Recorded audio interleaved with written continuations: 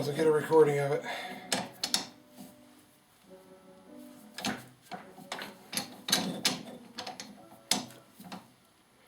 Made some soft jaws for the lathe.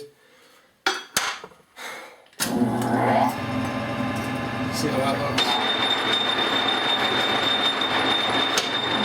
Step down. Okay. The first move.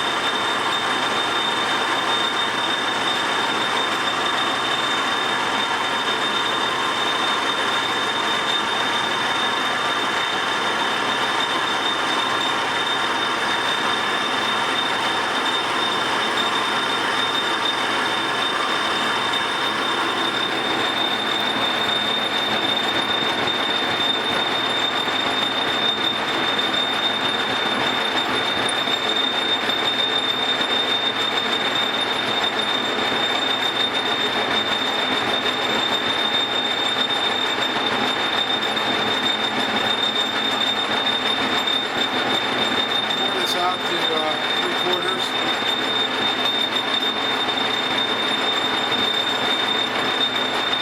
I have my compound at 0, pulling it back. I've got the slacks out, coming back towards me. And I'm going for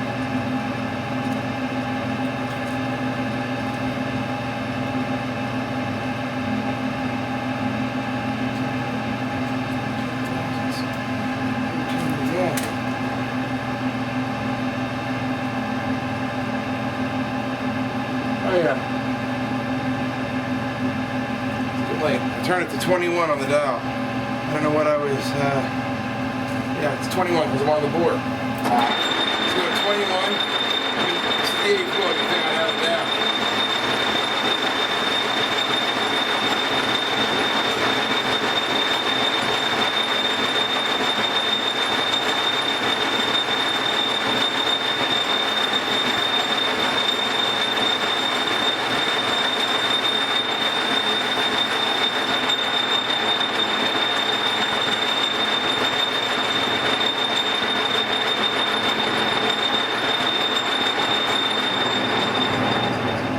Okay, I think that's gonna be right on the money. Yeah, that's what we were doing. Yep. Okay, so repeatability. This has been great. I've done 8 wheels. It's been right on the money. Put that on 21. I get my 3/4 of an inch. Now I switch to this cutter. See that?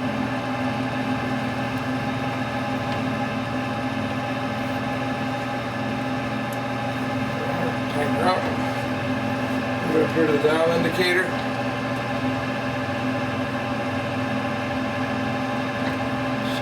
Middle.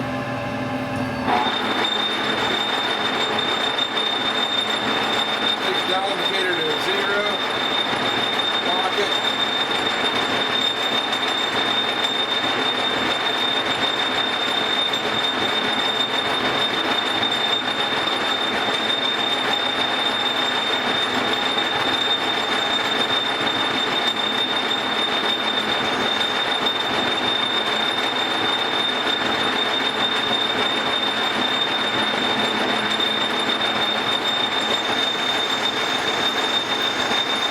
Take 30 thousandths off.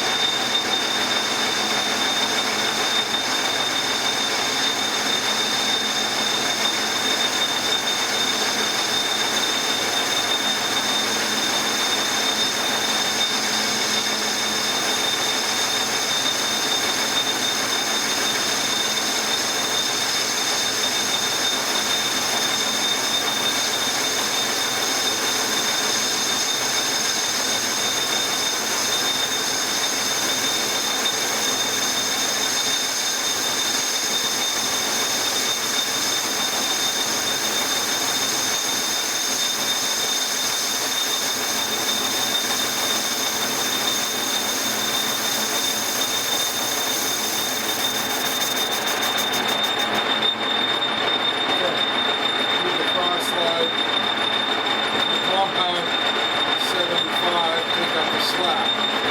Work out, move ahead. Bring the other end of the pole.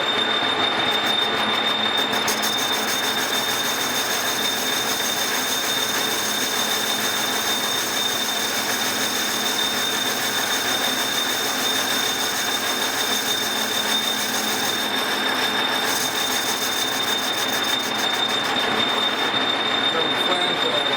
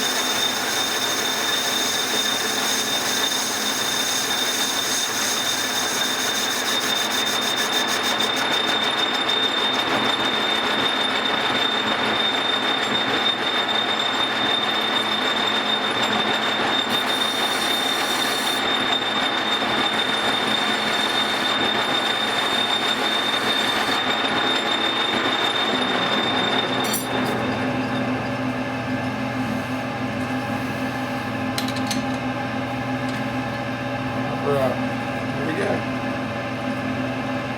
Other wheel done. Okay, we're working on the flange right now. Just finish up that one.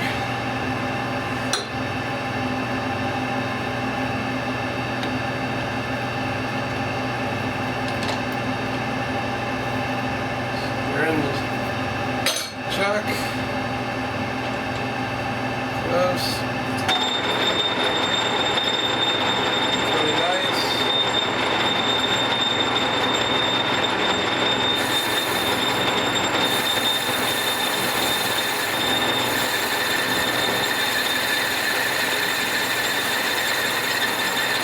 Take her to 0.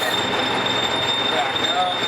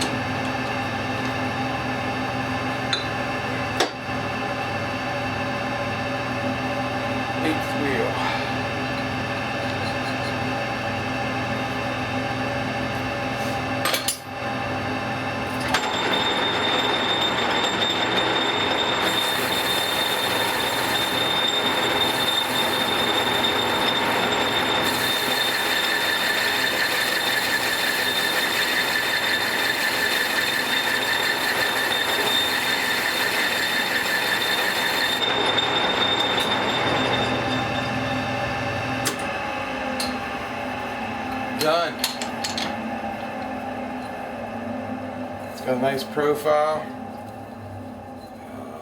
Looks good. I like the straight back idea that Trainman is into. I like that. Keep the 1/8 inch radius. I don't know. I think it makes for a nice wheel. It should work. On the cutter. Oh man, this cast iron! I'll tell you what a mess to clean up here when we get this done. Okay, wheels are done, so I'll start to clean up. Basically, what we got here.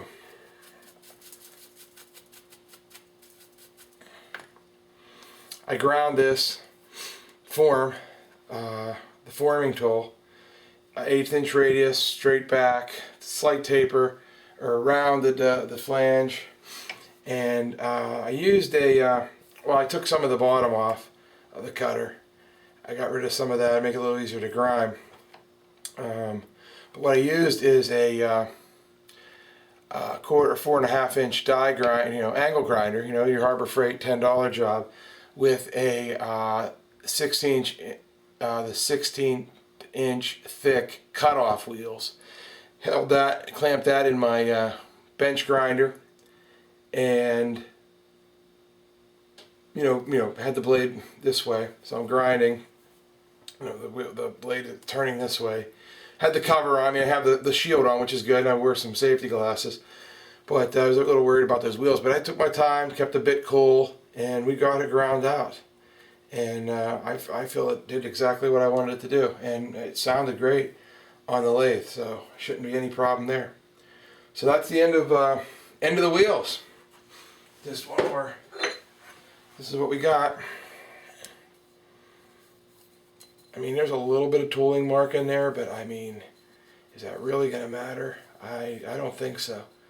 The bore is 3/4 of an inch, and that's what we have. So the next time I get castings made, I'm going to try to do the double-sided. I mean, why get rid of all that material if you can go in there and they don't need to be that thick? So why not thin them down, lighten them up a little bit, save some money maybe on the metal. That's what I'm wondering, if they would really be that much cheaper, or is it more expensive to have a double-sided pattern? Not sure, but we'll see. But that's where we're at.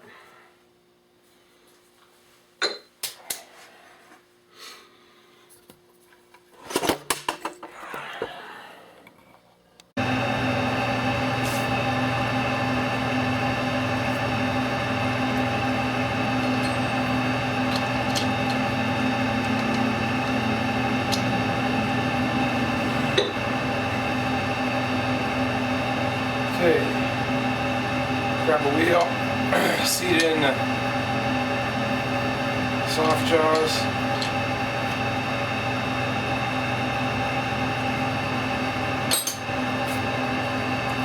Check it. It's good. The wobble's in the casting. Not so much in the, not too happy with that, but that's the way it is. So what we're going to do now is we have the cross slide set. I have the cutter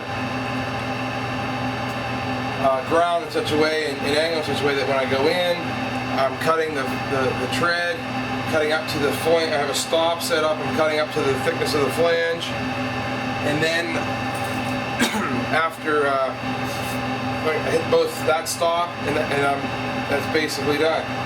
So let's go ahead and take a cut.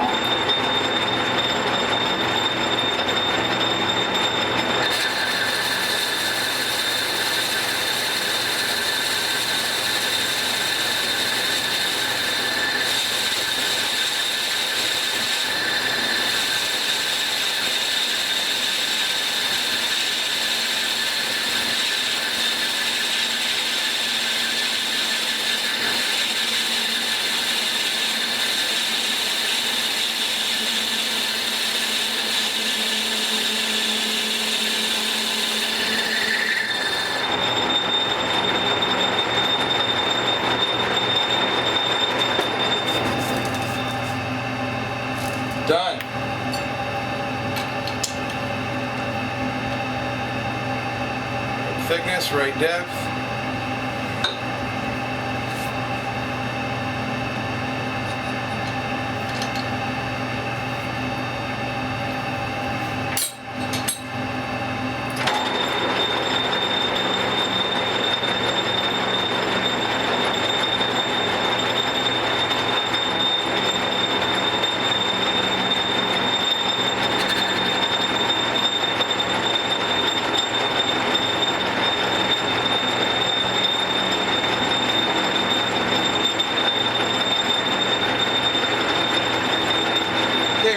Okay, I backed it out, so I'm going to bring it back into 0.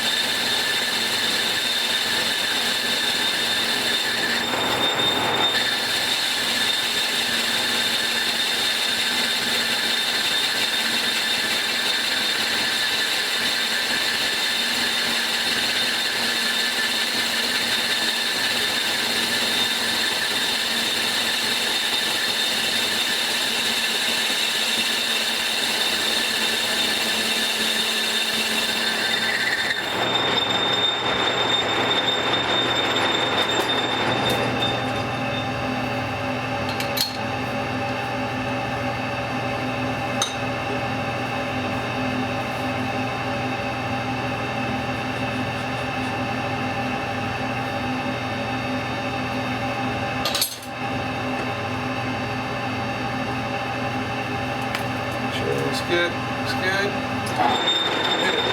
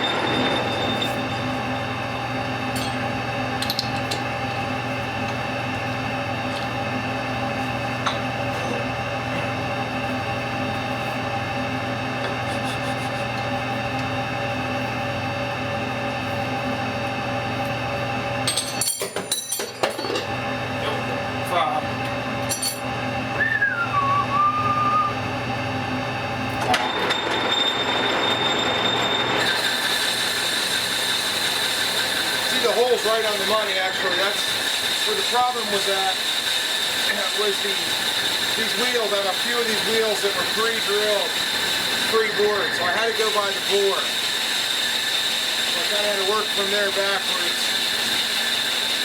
And like I said, I'm not happy with it, but the next set I do will be brand untouched casket, and I'll be able to work directly, get it set up on the casket.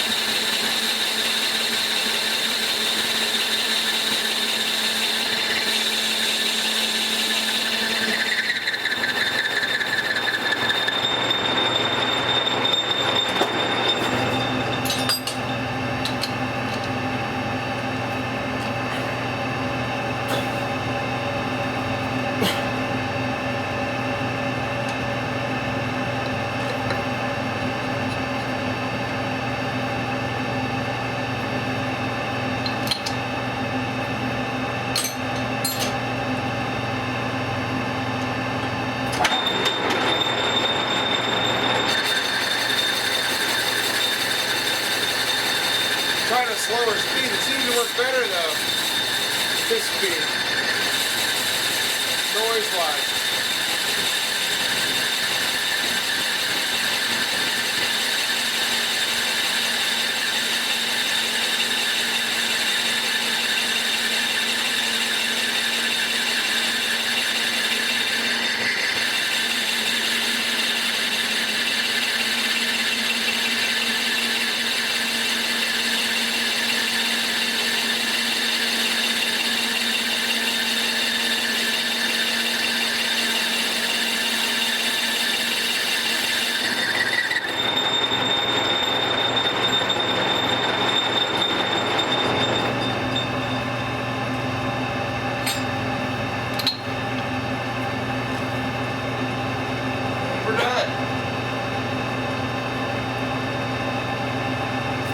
Oh, here's one.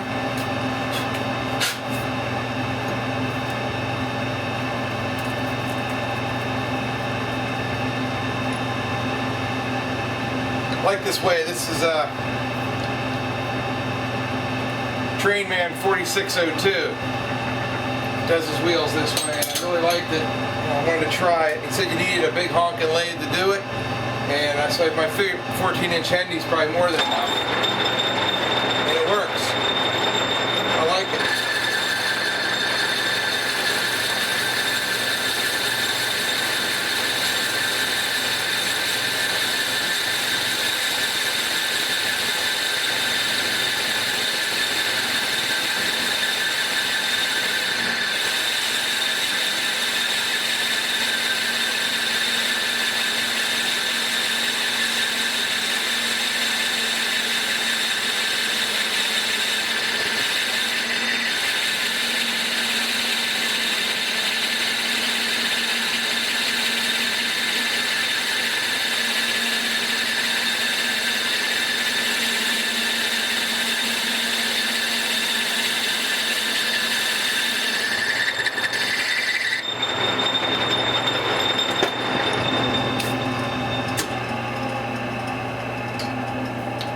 A little bit of chatter, but definitely not the surface finish problem I had when I was running slower speed. That does not look that bad. So first I had put it in here, clamped it. Let me show you what I did. First, this was with the raw casting. I put it in, and this is what I'd like to do when I have a raw casting that's been on, basically raw and not touched. Like I said, these were pre-drilled, so I had to work around that. But what I would do is, this is, Trainman said this is the way to do it, and I'll tell you, so far, I like it. I made some soft jaws for my chuck or aluminum. I don't know if I'm totally happy with that, but they seem to be working okay. So machined those up and clamped the casting in, face the back, and then do the diameter for the flange. And then what I did was I just went ahead at that point and finished boring the hole. It was off a little bit small, so I finished it out to 3/4. At that point, then the back and the bore should be perpendicular and concentric with the flange. So then I take it. Now, and assuming that, the fact is with the soft jaws being machined on here, they should be also concentric. You're not worry about run out as much. And so what I do is then come back, mount the wheel back in, okay, that way. Now, what I can do is I can set up my stop for my carriage going in. I have the carbide tool, which this is a mess. I hate cast iron. I just don't like this part. This is the dirt part. I love the way the chips come off, but I don't like everything else. Let's see. Let's dig into this. I don't want to show you the cutter here. Oh, that is a mess, isn't it? Okay. The cutter is a piece of carbide. I had to thin that down to fit in my tool holder. This is just a knockoff jobby, but it seems to repeat well. And I actually had that when I did the boring. I had set up my boring tool here to go in. I just was able to slap. I did all 8 of them, and they were right on the money. So the repeatability of this thing is real good with the wedge style anyway. So 3 degrees. 2 degrees 50 minutes, 3 degrees, across an 1/8 inch radius. I like that too. He said about you going with the 1/8 inch radius. I also checked my RMI wheels I have for my my narrow gauge wheels, and they're also using that. So that's interesting. So this whole standards thing is it's okay, but it doesn't seem like everybody's following it. And then so I go in there with the straight in. Just plunge in from the front. I hit the depth gauge. Being that I have the depth gauge set up, it ends up with my flange thickness, and I get my radius and everything in one shot. So I mean, it's too bad I don't have a whole bucket of wheels to do, because I'd be able to knock these out. I mean, I did 8 in practically real time there, and it wasn't bad at all. So then, and I faced, I set up, when I did I faced the front. And I did that as another set. Could have done this at this point, but I figured it was almost easier to run through it and face the front. I mean, the front is not as critical. I mean, it's still actually very good to come out right on the money off of the back side because of the soft jaws. To face the front, bring her down to the right thickness, the thickness that I wanted. And then, so I ran through all the wheels that way. Then I put them in. You missed that part on the tape. Then I put them back in to turn the tread. Now the next trick is going to be, and this is the way he does it, which is why the face matters. As you can, actually the face would matter in that case, because what we were going to do, now that I see this, is we're going to put her in this way.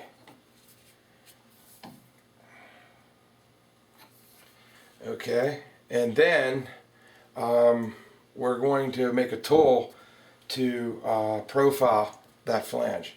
So that's the next step. So we'll give it a shot and we'll see how that goes.